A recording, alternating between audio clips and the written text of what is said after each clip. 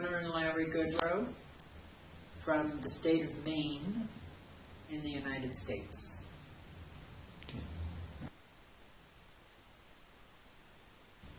In school. We knew about Ecuador from going to school. You mean about coming here? Yeah. Through our daughter Tracy. She was investigating on where we could go to a foreign country to live, and she found Ecuador. She found several countries, but Ecuador was the top one. We had looked at Mexico, and we had looked at Portugal and Spain, and we wound up in Ecuador. Yes, Because of the climate, the culture, and it had a lot to do with why we came to Cuenca. And the people, we heard so much about how nice the people were for as far as welcoming foreigners. Yes. So that had a lot to do with our decision. And there's a large American contingency here in Ecuador, in Cuenca. About 5,000 to 7,000 Americans.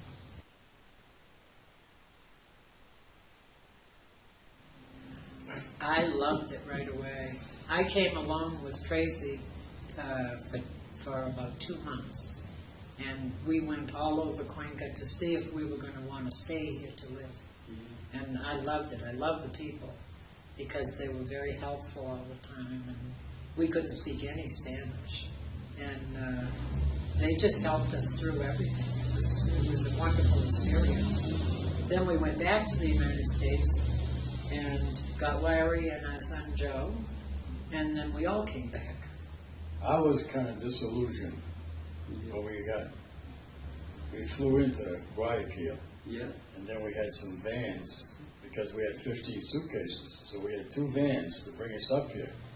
So once we get in those vans and we get outside of Guayaquil to come up here, I'm looking at the way those people live down there, the indigenous people, and the llamas and the cows and the people that live in, I mean, there's people in the United States that have better homes for their dogs than the way these people live, but that's the way they live.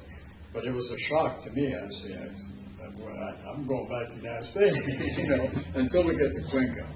And then it was wonderful. The nicest thing we found here is the Ecuadorian people, if you show them that you're trying to speak to them in Spanish, they're very, very receptive, and they'll help you all they can. They just, a lot of Americans come here, they don't want to learn how to speak Spanish. And we feel that we live in your country, we should learn the language and accept your cultures, not try to change things. That's how we feel, anyways.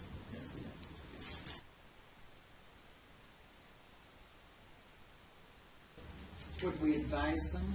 Yes. I don't think it's for everybody, but it is for, I would advise it, sure. I'd tell them what I like about it and everything like that. I know a lot of Americans that I don't think could adapt to being here. In the United States, we have a lot of things totally different from what you have here. And unless you're the type of person who can adapt to a different way of lifestyle, then this isn't the place to come. We can adapt, and we have adapted, so it's fine for us, The whole United States thing is all built around convenience. I mean, it's everything you want. You don't even have to look for it. Here, for us, we have to look, and there's a lot of things that we're accustomed to having in the States that you can't have here. You can't buy it. They don't have it here. Yeah. But there again, like Donna says, we adapt. We find something else to substitute what we're looking for. Yeah. The food, for example, is entirely different. We have a hard time still, and we've been here now going on 6 months. Hard time for us in the grocery stores. I lost 21 pounds because I had a hard time eating. I've lost 21 pounds in 6 months. And I eat a lot of rice.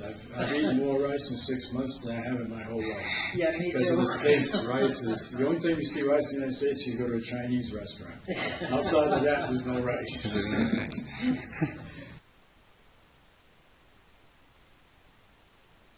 No, it isn't.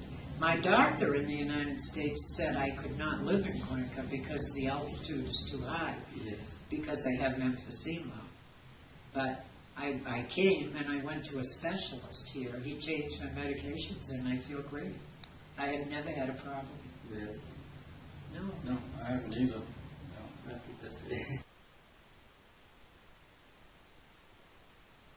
What it is, the family next door to us at our other house, they're an Ecuadorian family. They've been here, they own half of Pan American North. And they adopted us into their family right away. And we go to their birthday parties. I mean, they can't speak any English, barely. And we don't speak a lot of Spanish, but they just took us in and they've come here and everything, you know. And it's been like a wonderful experience because we got to experience a lot of the Ecuadorian, like their birthday parties. That was a surprise. That was a shock. 1-year-old. And in the United States, you have a birthday party for a 1-year-old. It's 1 or 2 hours. It's cake and presents. That's it. The parties here, I mean, we were leaving after 5 hours of being there, and we hadn't eaten dinner yet, but they were having 50 people eating dinner, And too. they all said, now we're going to have music, and we're going to dance. All I night. mean, birthday party's probably like 7, 8, 9 hours. Yeah. And we were there 4 hours or 5 hours, and we said, wow, it's time to go. The States, 1 hour, an hour and a half. That's it. Yeah. This one like 5, 6, 7, 8 hours. I mean, it's like a big, big party.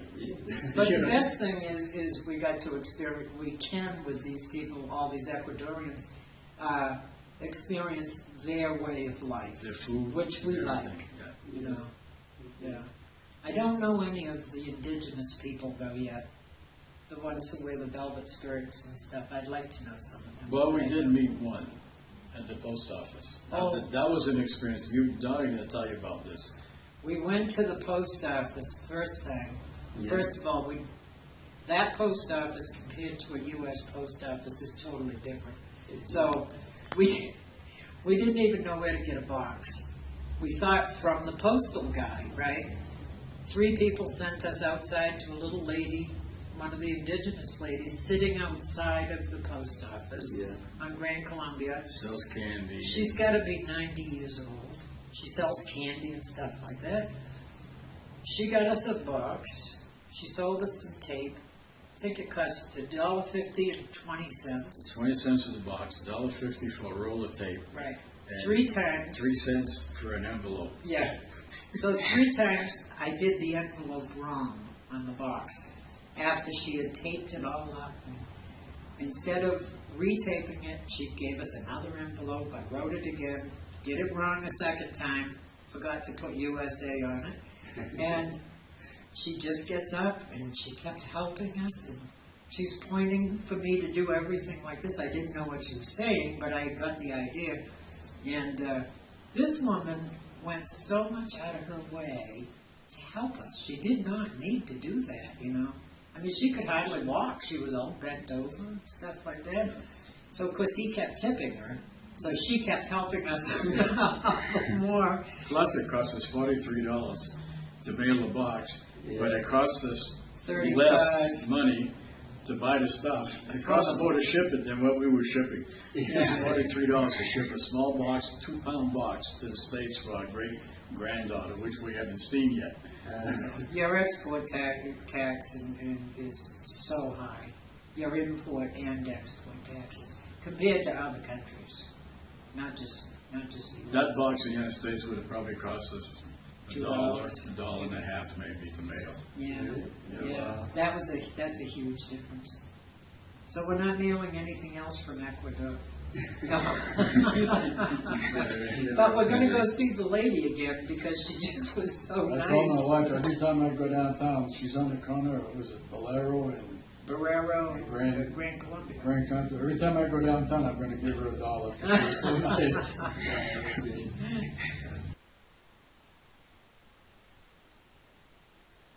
It's not a problem. It's just we're not used to that. When we're walking downtown, the Ecuadorian people, they just come. And they don't move. You know, they'll hit you, move you out of the way. Or they'll coming out of a building, they come out and they just walk out. They don't look to see if you're coming. Just like, you know, this is my sidewalk and you go around me, you know. Or they'll hold hands 3 across and you can't get by them. And it's not a problem, it's just the way they are. They're not being rude. Yeah. I think it's just the way things are here, you know.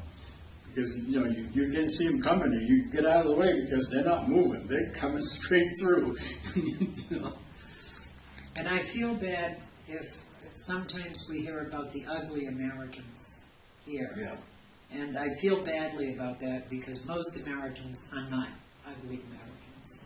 And we try really hard to be respectful of living in your country, learning your language and your ways of life. That's why we're here. The people I think that are ugly Americans are more what they call economic refugees. An economic refugee in the United States is people that don't make enough money on Social Security come here because your cost of living is much less than ours is.